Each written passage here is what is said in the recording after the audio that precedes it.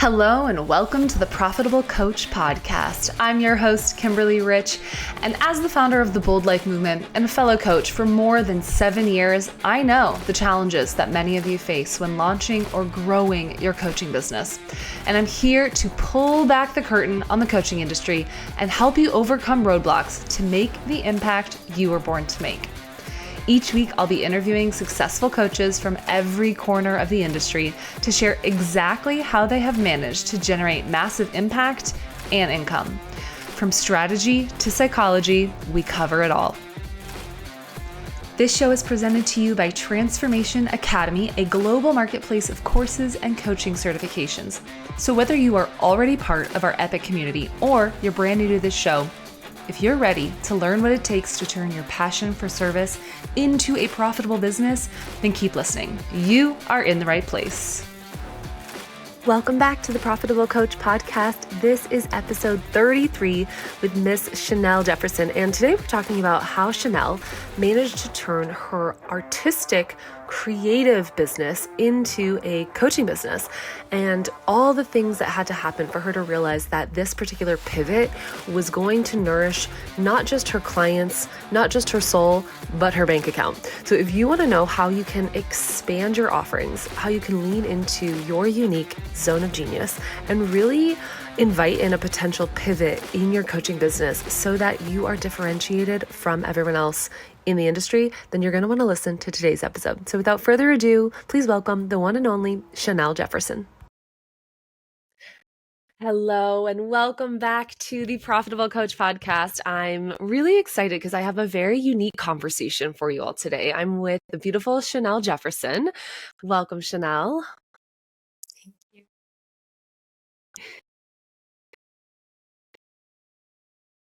Yeah, so I know, having worked with a lot of coaches in the Transformation Academy community now, I know that these are multi-passionate, creative individuals. And so there's a lot of people who are also artists, who would fashion themselves healers, who are simultaneously coaching and creating art and on their own healing journey. And so I love that we can bring a lot of that flavor to today's chat.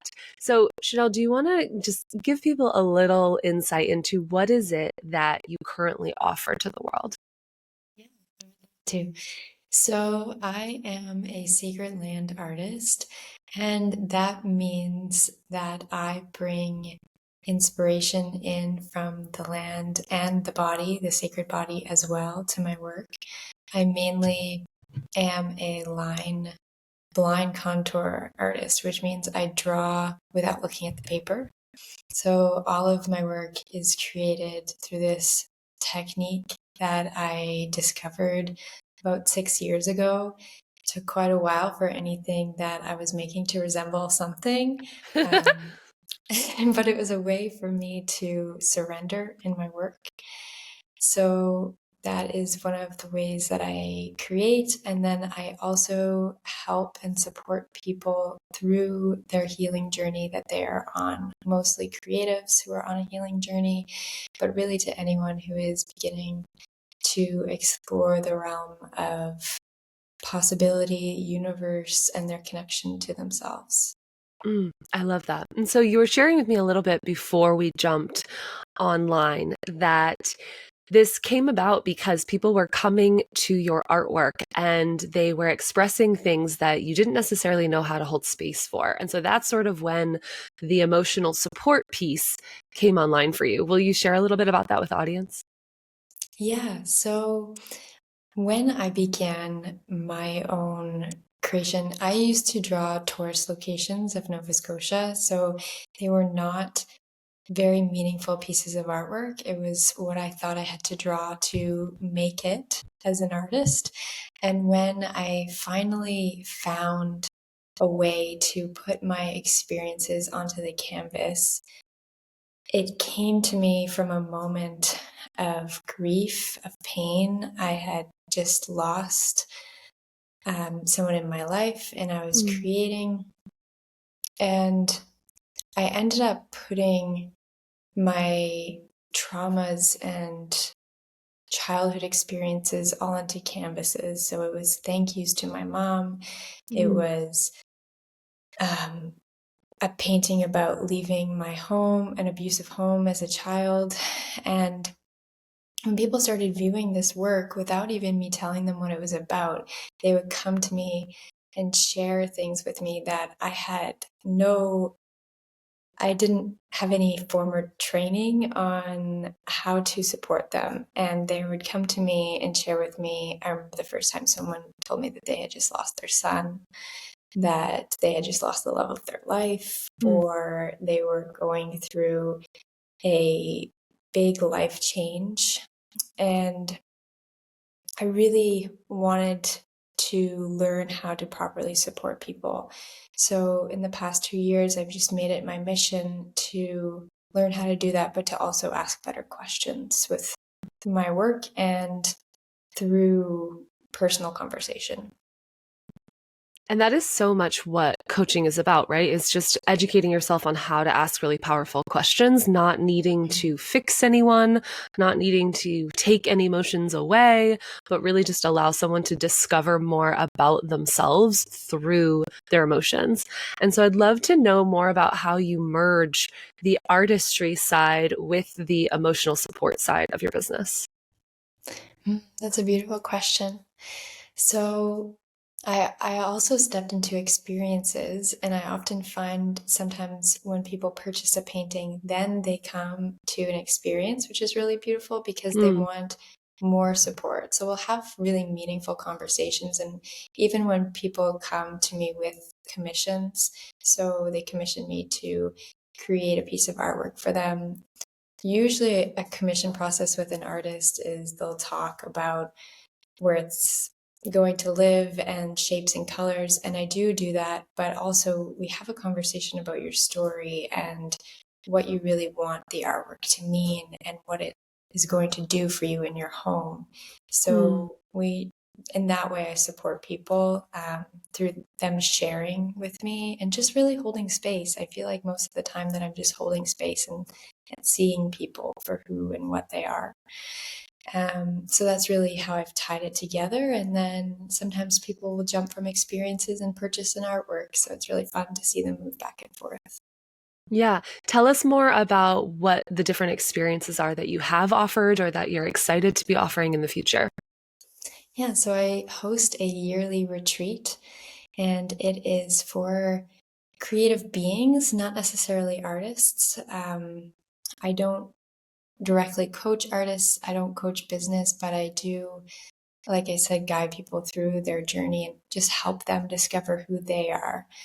And through these retreats, they're usually 3 to 4 days in Nova Scotia. So you come to the woods and you are met with so much love and understanding and grace. And we just lead you through a weekend of introspection and reflection. And also, I offer one-to-one support at the retreat. It's usually in a group setting, but I help people get to the root of reoccurring patterns or psychosomatic illnesses, and also just opening or reopening their heart. I love that. And so when it comes to creating experiences and then filling experiences, can you share some of the things that have been really supportive for you to actually get bodies to the retreat? Sharing about my own experiences has been really helpful in supporting people in making that jump. I also attend retreats, and I think it's important to practice what we preach. And I'm openly sharing about these retreats and what I discover. I often have to take some time to reflect on my own before I share, but I always come back and share what I've discovered on these retreats, or I'm constantly investing in my own healing journey and just sharing my wisdom. And that's usually really supportive for people who are considering jumping in. Yeah, I think that one of the most missed opportunities for people that are trying to build a coaching business is that they underestimate the power of their own story and the fact that being human is actually the thing that draws people to you, not just like numbers and photos on an Instagram account. It's like your essence, your ability to relate to your potential clients. And so I love that you're being an embodiment of what it is that you would invite people to come experience with you. And so for people who are like, I want to host a retreat that's like on my vision board for my coaching business, what are some exercises that you think have been really powerful, or just some things to consider that they might not have? I think being comfortable holding space for people is really important. There are so many moments in a retreat where people come to you, or if you're not yet 100% comfortable holding space, I would say reach out and collaborate with people who you know have held space for people before. Bring people in so that your participants have access to people who have education in different things. You're not expected to host it all on your own. I bring in a breathwork practitioner to support them through that journey. I bring in a holistic organic chef who also takes them outside to learn and be educated. And so you're not expected to do it all alone. And definitely just find people who you feel really comfortable with and who are teaching things that you're really interested in and your participants will be interested in. Totally. I think one of the biggest teaching points that we have here at Transformation Academy is the power of JVs. I can tell you that of all the retreats I've hosted, the one that I was the most stressed out at was the one I tried to do by myself. I was like the facilitator. I handmade every piece for everyone. It was like a witchy women's retreat. And so I hand burned these like wooden altars for everyone ahead of time. And like, it was just so next level. Oh, I was also the chef. Like it made no sense that I was yes. doing everything. So Mm-hmm. I fully support everything that Chanelle just said about bringing in other people to not just physically, but energetically take on some of the space Yeah. holding, the responsibility, etc. So yeah, make a note of that. Anyone who's listening that wants to host retreats. Yeah, So staying in your zone of genius is like where the magic is at. yes. Yes. So what would you say are one or a couple of your particular zones of genius?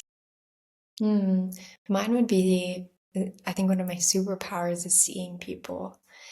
And I really didn't think that that was something that somebody would come to a retreat for. I thought that I had to have so many extra people and activities. And while I do think that it's incredibly important to have support and to not do it alone, it's also to recognize your own power within you and what you're capable of. And so I fully believe my superpower is seeing people and meeting them with love. I love that. And so I think that when people are trying to find what their story is, find what way they serve their clients, it can be tough to recognize one's own zone of genius. How did you realize that that was one of yours? Someone once said to me that our zone of genius are the things that we do that come to us so easily that we might not even recognize we're doing them. But somebody else would say to you, how do you do that? And you almost don't have an answer because it's like, oh, that's who I am. It's come naturally to me my entire life. It's usually something you've been doing your whole life and maybe not even recognizing. Yeah, 100%. And I think that this is why the initial stage of doing some market research, but also research on yourself, like go have conversations with people who are close to you. What are the things you come to me the most for? What are the things you think I'm great at that I might not be able to see, etc.? Like that is totally feasible and realistic to do in the beginning of your coaching business. Yeah, I So completely agree. I would love to know, what are some ways that you have proactively called in clients for the emotional and energetic support side of the business? Because, at the end of the day, this is a podcast to help new coaches call in more clients. Yeah, so when I am calling in new people, I'm always connecting with them beforehand without any expectation. I am constantly, I don't spend a huge amount of time online, but when I'm online, I'm present with the people who I want to serve. And I'm also doing things online that are engaging. So the people who engage with things, I then engage back, and we create this really beautiful relationship with each other. And then when I go to launch something or host a retreat, they already know my energy. They already know that I support and love them, and then they want more of it. So I'm careful not to do coaching in my DMs, but I am always asking about their life or sending them love in certain ways and just engaging with them, asking what they're celebrating. Okay, so that was going to be my next question. For people who want to organically deepen relationships with brand new connections online, what are some questions that you've asked that feel really authentic and that land really authentically? Because we've all been spammed before, right? And you can just kind of tell. Yeah, so I don't usually, when someone new follows me, I don't usually reach directly out. I will kind of take a note of who has really been watching. Stories is really helpful for me. I share kind of behind the scenes of my life. So even today, I shared what I was celebrating for the month of January, and small or big, whatever it was. And then the next slide, I shared, what are you celebrating, with a little box. And then people could kind of engage with it that way, share what they're celebrating. And when they share with you what they're celebrating, celebrate them, respond to their message and say, this is amazing, I'm so proud of you, and show genuine love and support for them. And they'll begin to feel it, instead of kind of just cold DMing and asking them questions. Just kind of take note of who's watching and what's going on behind the scenes. Yeah, I think that it's easy to underestimate the power of genuine curiosity. When I have connected with any seemingly inaccessible people in the past, like mentors, or mostly mentors, people that wrote books that really inspired me or had channels or whatever, that I was like, I just love your work.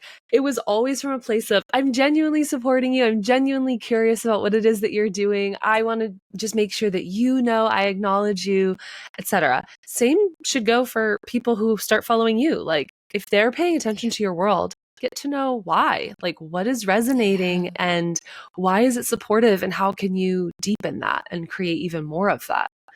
So I love that. Yeah, it's really wonderful to build that relationship behind the scenes. And when it feels so natural, is usually those are the people who are going to purchase from you, because they can feel your genuine love and interest. So let it feel natural and let it flow, instead of trying to force the conversation. Totally. What things have you tried, either on the art side or the emotional support side, that just did not work? You're like, I thought it was going to work. It did not work. Yeah. So exhibitions. This is a really interesting story. I held a beautiful exhibition in a barn on the edge of a cliff in Nova Scotia, and I hand invited everyone. I'm a person who loves snail mail, and I sent out snail mail. I did all of the things, and I had a beautiful turnout, and it was this beautiful. It was a beautiful exhibition, and I sold a ton of work. And what happened was I kind of went against the grain in the art world. We're told that exhibitions or openings have to be on Thursday nights. I have to have alcohol. I haven't drank for 2 years, and I really wanted to have it on a Sunday morning with coffee and tea. I love that. And it was really beautiful. And then recently I had a show at a residency with a very conservative art community, and they didn't allow you to have authority over how your work was shown, and I didn't really have much control over it. So my work was shown on white walls in a gallery setting, and I just had no input. The opening was on a Thursday night. There was wine, and I had 4 people show up. And it was a heartbreaking moment for me. I was triggered, and the first thing that came to mind was like, oh, how did these people not come support me? And then I did some reflection, and I realized, of course they didn't come. For one, it's supportive of my audience. It was not at all genuine or authentic from me. This isn't how I normally show my work. And 2, it wasn't in a world that I wanted to succeed in. And it was a traditional art gallery world that I didn't even feel welcome in. And of course, my people didn't feel welcome there. So it's really beautiful, the things that we try that don't work out, when we're able to remove ourselves from the trigger and actually reflect on it, we'll see a reason as to why it didn't work out. I recently launched a whole series of prints, and I've never ever done prints of my artwork. And a coach had told me, you should really launch prints. It would be a good way for people to get into your world and purchase artwork from a lower price. And although it didn't feel super authentic to me, I wanted to do it because I thought it was the way. So I launched this series of prints. I really thought I was going to make quite a bit of money from them. And I sold 1 print. And I was like, why? What's going on? What did I do wrong? And when I went to go to get the print ready for mailing, it was the biggest pain in the ass. My printer that typically prints or like works for me couldn't print the size. Things had just it took so much work and thought and process in my time to print this single print. And I went, thank the gods that I did not sell 1,000 of these things, because I would have been in shit. And it's just really interesting to see why things don't work out. And if we're open to it, it can really lead us in new places and give us a lot of information about ourselves. Yeah, one of the conversations that I see as a pretty consistent thread throughout the different episodes of the show is trusting your intuition. And so even when we go against it, it's data, right? It's like, oh, okay, well, maybe I should have trusted it. My system knew prints are not the way, for whatever reason.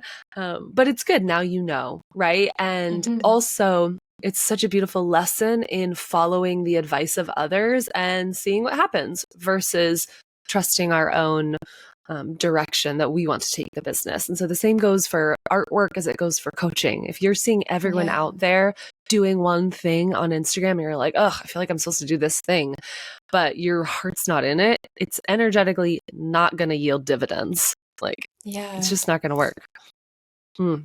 Exactly. And it's like you had said, it's all information if we're open to receiving it. So following my intuition has been huge for me. And one of the things I realized this year is that oftentimes I'm the kind of person who listens to other people over myself. So I trust them more than I trust me. And that's something I've been really working on, because there's a lot of information in that for myself. What are some things that you've done recently where you chose to trust yourself over what other people were saying? Yeah, so even things with my partner, I start off simple things, some things that don't seem like there's that much weight on. Like if you should go to the grocery store, or if you had this feeling where you had the feeling that there wasn't eggs in the fridge and you knew they weren't there, but you didn't stop because your partner insisted there were eggs in the fridge. And then you get home and they're not there. And it's like, oh shit, I should have listened to myself. So it's in those little tiny things. I'd start there. And those are the things that I've really been listening to my intuition on, and just following it. There's less pressure. Exactly. I was going to say, I've been proactively trying to tune into mine more lately as well. And it comes in the form of like, okay, pick something up and oh, now I need to bend over and get this other thing. But my brain is like, the things you're holding is going to spill. And Yes. multiple times over the past few months, it's like, okay, if I catch it and I trust it, then I'll readjust so that the thing I'm currently holding doesn't spill. And then sometimes just to see, I'm like, I'm going to go the other way just to test if I'm like Oh, challenging that's my own beautiful. intuition. And then, yes, inevitably, like the water will spill because I'm leaning over or, like whatever Of the course thing it will. is. Yeah. Or I'll knock the thing over. I can't think of specifics right now because there's literally been so many. But it's kind of a fun game to play with yourself. And then you can start to Hmm. lean into bigger tests like inside of your business. Yeah. Yeah. I agree.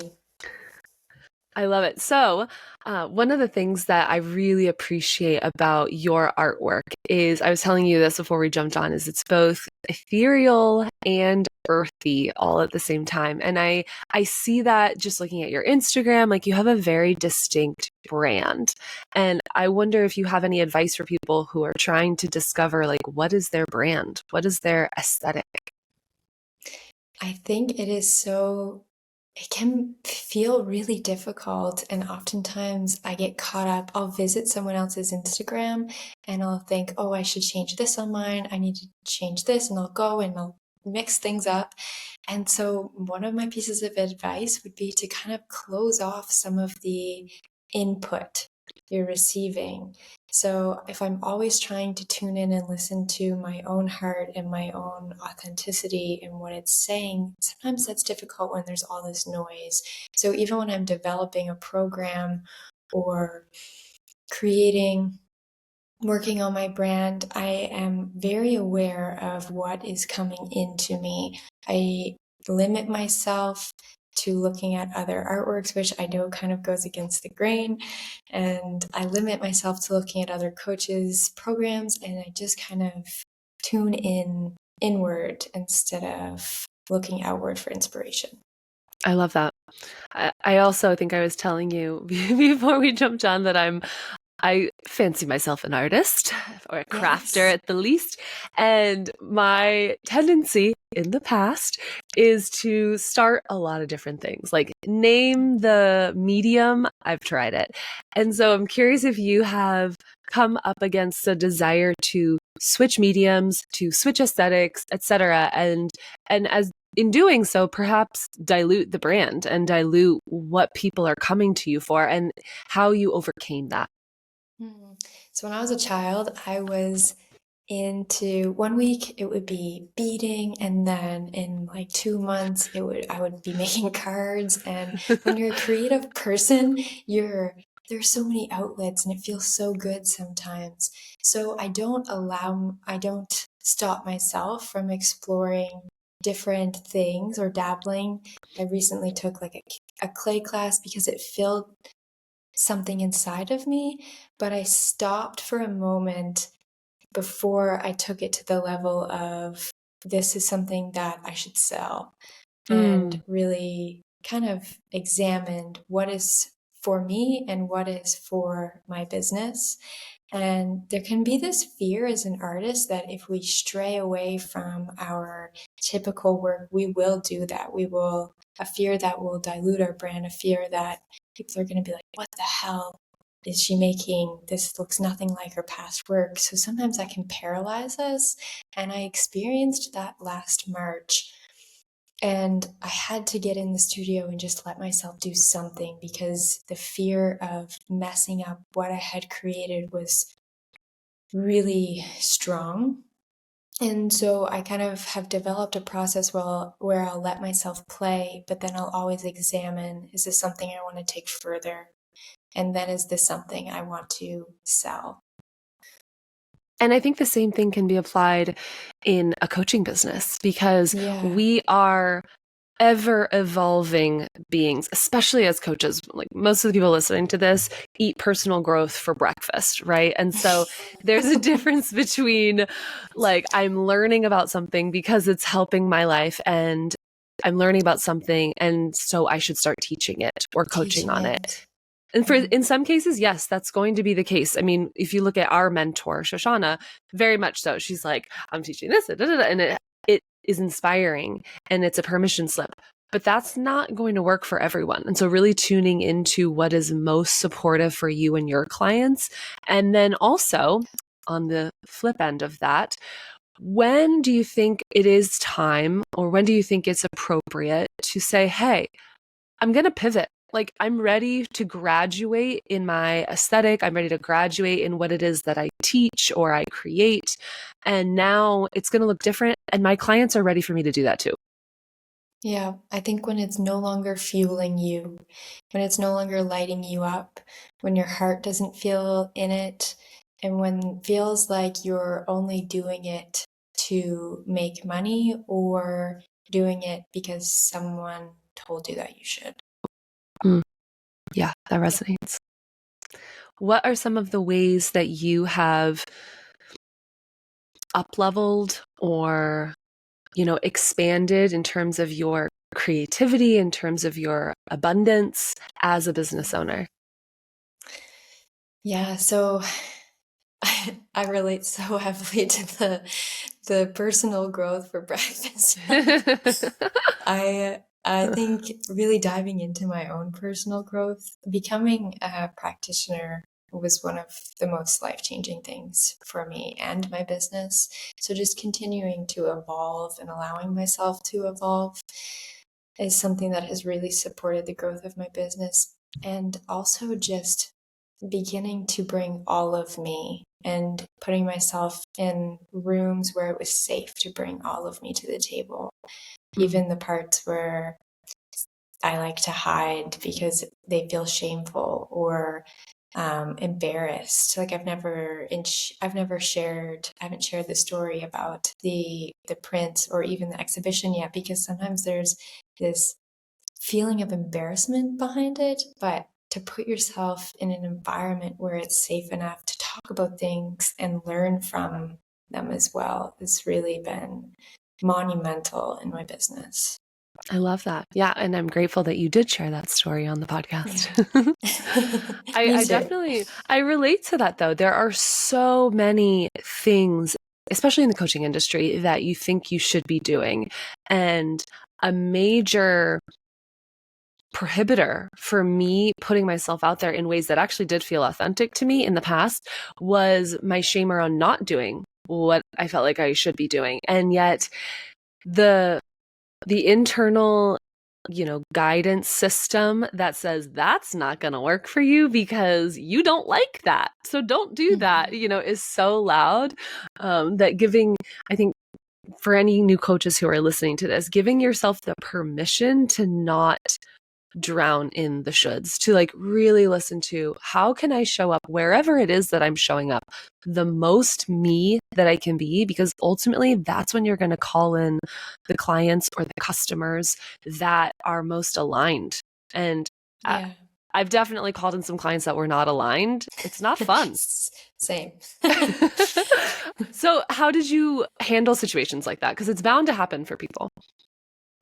So the very first retreat I held, I had 4 women who are friends sign up online from a post that I had boosted. Like I didn't even know what the heck ads were, but I clicked the little boost thing and paid like $15 and let it go wherever it was going.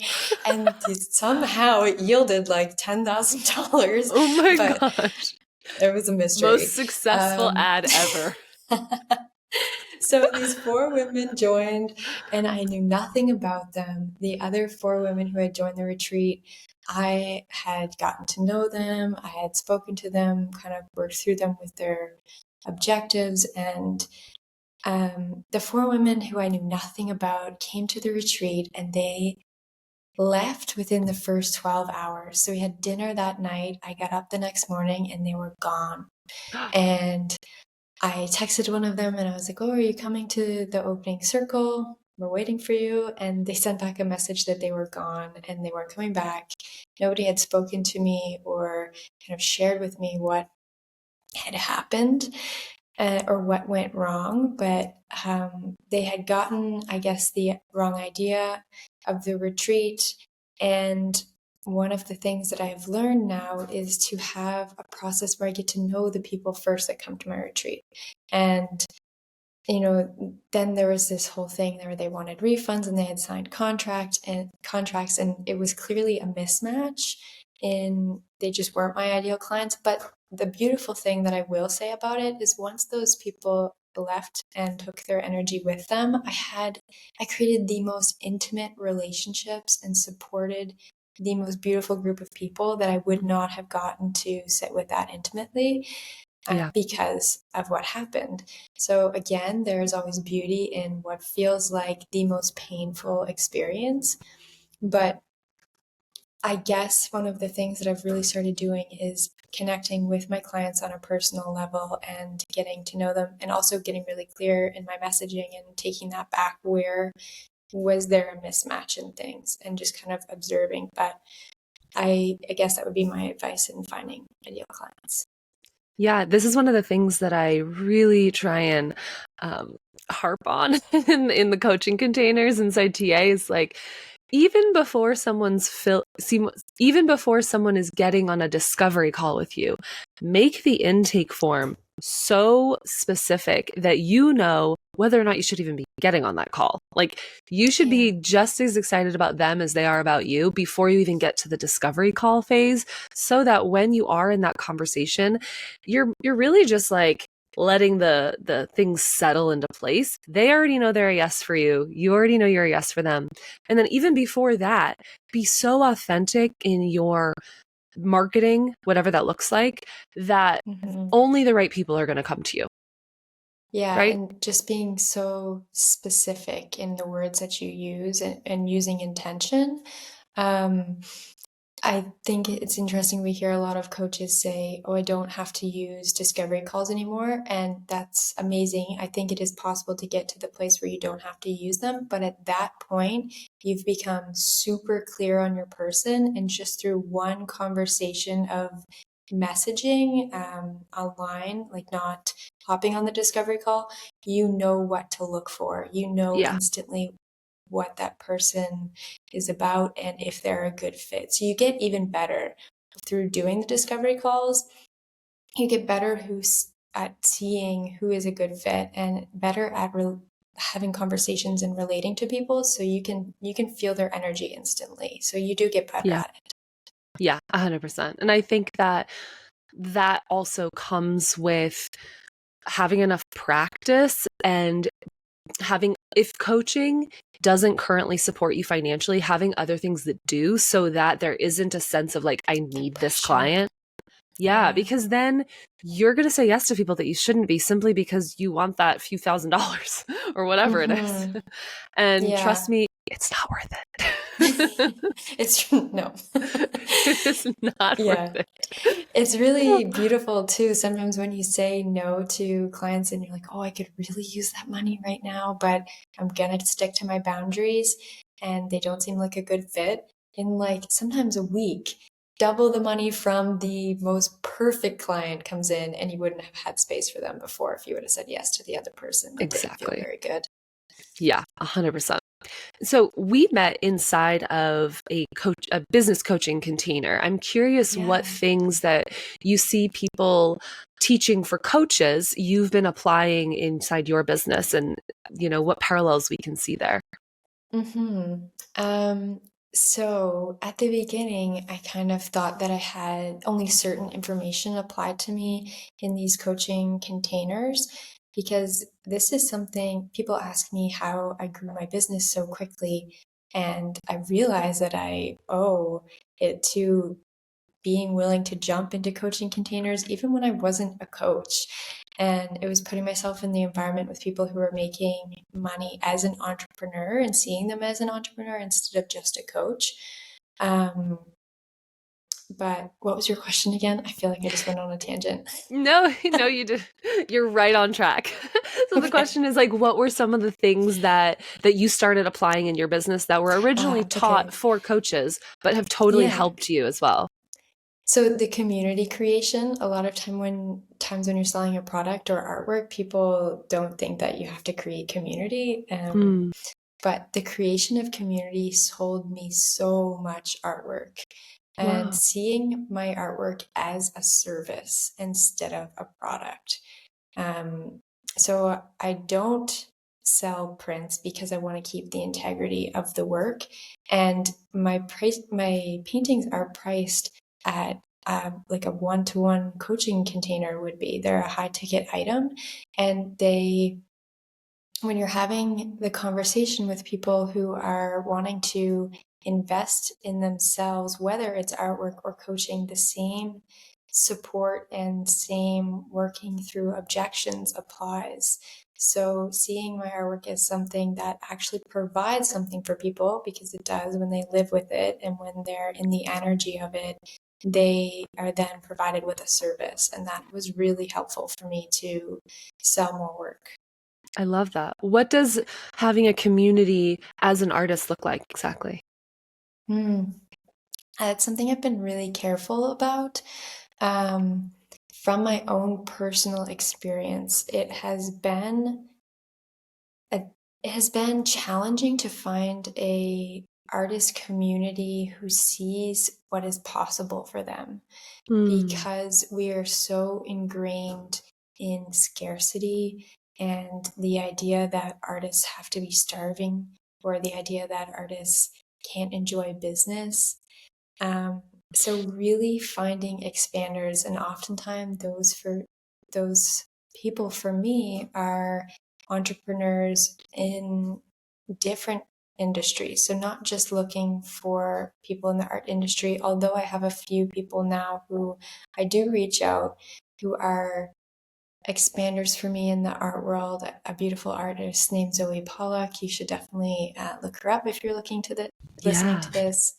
And a few other coaches and communities that I really love. I stepped into Shoshana's community because I was looking for that next level. I was in a mastermind, but I was for 2 years in a row, and I was with people who were just learning and selling their work, and I really wanted to step into a place where people were at that next level that I wanted to be at, even if I felt like I had no idea what I was doing there. I love that. And so maybe I misunderstood originally. You said you also created your own community to sell artwork to and through. What is that? What shape has that taken on? Okay. So that is mostly through I started creating it through Instagram. So I really created a community there, but I wanted to find a way to move that into the 3D world and have connections with people offline. And so at the beginning, I was creating artist dinners or creatives dinners where people would come to dinner and we just have a chat and just be with each other.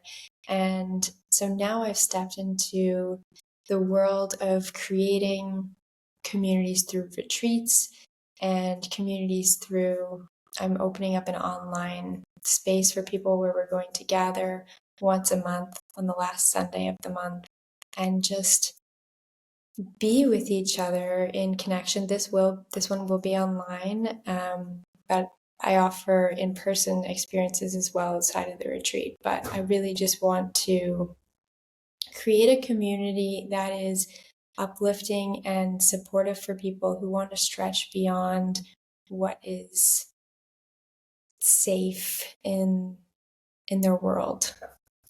I love that. I'm so glad I followed up, because what you just shared, I think, is really important for people to hear, which is that, you know, the term community gets thrown around so much online. I think a lot of people hear that and they're like, Facebook group, you know, maybe nowadays Telegram group, Voxer group, etc. And so really, like, taking it back old school, community can literally mean going out into your community and just inviting people into a space, like saying, hey, let's gather, let's get to know each other. So I encourage all of my students to start where they are. go out into the world in your local neighborhood, your local community, and be the beacon that pulls people with common interests or common problems or common dreams to a space where they wouldn't have otherwise gotten to connect with one another. Yeah, and that might be going to a local yoga class every Saturday. I go to yoga and there's a community there for me, and I have a breathwork facilitator here who I love, who brings her own community together. So just putting yourself in these different spaces, and you will find the people who stick with you, who you deeply connect with. And, maybe even the people that are in those spaces, they don't come out. So if you're in yoga class, maybe you don't hang out with the person in your yoga studio outside and you don't go for coffee. That's okay. But you know that every Saturday when you show up, that person is there to support and hold you in that space. And that to me is community as well. Yeah, 100%. And when you're showing up, whether it's online or in person or at yoga or at the grocery store, can you continue to be the embodiment of what it is that you are wanting to share with the world? And some days that's easier than others, but it's a practice. That's why we call it a meditation practice, a yoga practice, a spiritual practice. Yeah, Chanelle, this has been so fun. I would love for you to share with people if you had one piece of wisdom or encouragement for, people trying to build their business right now, what would it be? I would say to keep going. There were so many times that I've wanted to give up, and you could be just one exploration or idea away from magic, and it is always available to you if you're willing to stay open to receiving it. And when things feel really low, to put yourself in spaces with people who ask, okay, this sucks right now, but what's next? I know what you can do and I know what you're capable of, and it's time to keep going. And don't give up, because there is so much beauty waiting for you. I love that. Chanelle, where can people go get more of you, see your artwork, connect, etc.? So you can find me on Instagram at Chanelle Jefferson _, or you can find my work and my retreat on my website at chanellejefferson.com. And I believe those are the two main spaces you can find me in. You can always reach out via email as well. I have a good chat. Old school. Yeah. I love it. Yeah, I highly encourage anyone who's listening to this to go check out her artwork. It's so beautiful. And as you can see, Chanelle has such a sweet energy. You can really feel her heart. So the same goes for her work. Yeah, so nice to get to know you. Thank you so much for listening to episode 33 of the Profitable Coach Podcast. If you want to get access to any of the resources from today's show, head over to theprofitablecoach.com/033. There you can find Chanelle's Instagram and go check out her artwork. It is so beautiful, and you can see what it's like to be immersed in one of her in-person experiences. So again, I love hearing what it is that you guys take from the show. If we're not already friends on Instagram, head over to @thekimberlyrich. Let me know what episodes you listen to, what you like, what you want to hear more of. I am here to co-create this show with you. Sending you guys so much love, and I'll see you on the next episode.